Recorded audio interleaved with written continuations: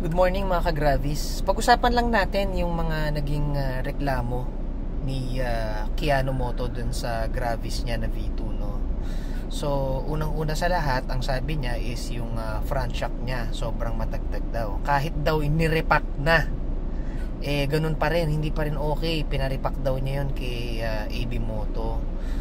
So, comment ko lang dyan, no, pagdating sa front shocks ni Mio Gravis natin. Actually ano siya, no, malambot. Sobrang lambot ng shocks niya, no. Sobrang lambot ng shocks niya to the point na pagka mabigat ka, madali siyang sumagad. So palagay ko yun yung problema ni Keanu Moto, no.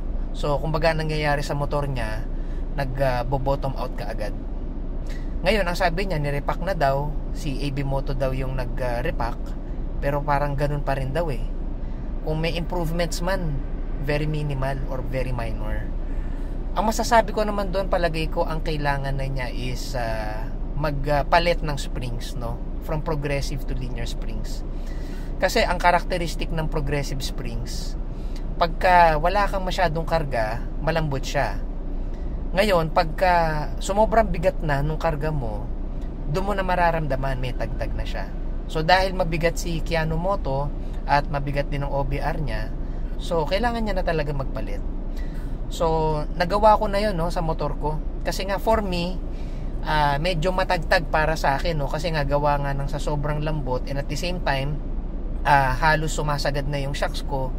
Kaya pagka halos sumagad na siya, ramdam ko talaga yung feedback dun sa kamay ko. Kaya yun yung number 1, no?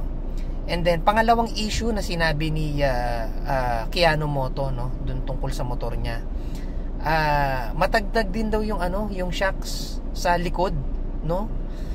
Dito naman ako medyo nagulat. Baka lang siguro dahil sa sobrang bigat nga nila, no. Kumbaga parang sabi niya mga nasa 180 ata or 190 yung pinaka-load nilang pareho na OBR niya tsaka siya. Siguro yung shocks niya kaya niya nasabing matagtag sa likod kasi siguro sumasagad na rin yung shocks talaga. Kasi kung titignan niyo yung user manual ni Mio Gravis, hindi naman talaga siya pangkargahan ng ganung kabigat.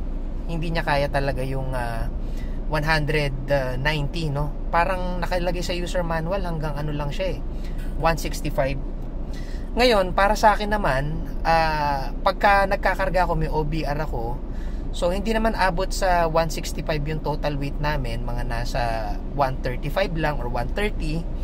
So dun sa bigat na yon, ang observation ko naman sa shocks is medyo bouncy na siya.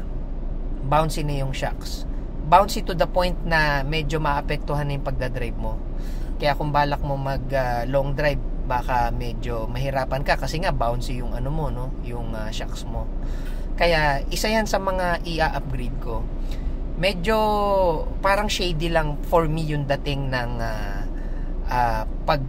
sasabi ni Keanu Moto about dun sa vlog niya, no, na sinabi niya na pro fender daw yung pinalit niya na shocks.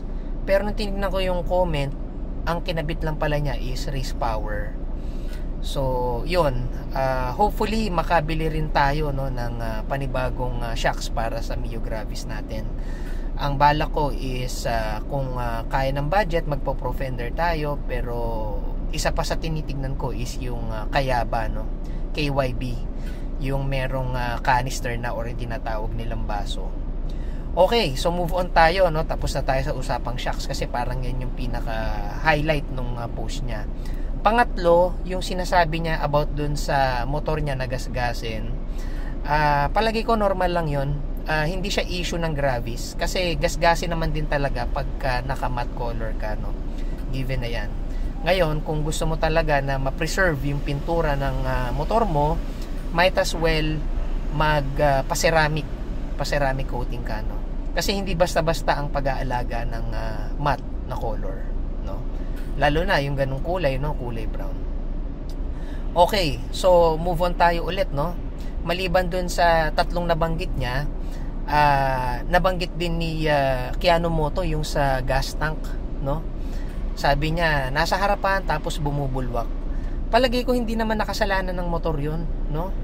palagay ko nagkataon lang din siguro binigla nung ng gasboy yung pagpisil doon sa sa pagpapagasan niya. Pero yun nga, kung tutusin dapat talaga pagka nagpapagas lalo na motor, dahan-dahan lang talaga.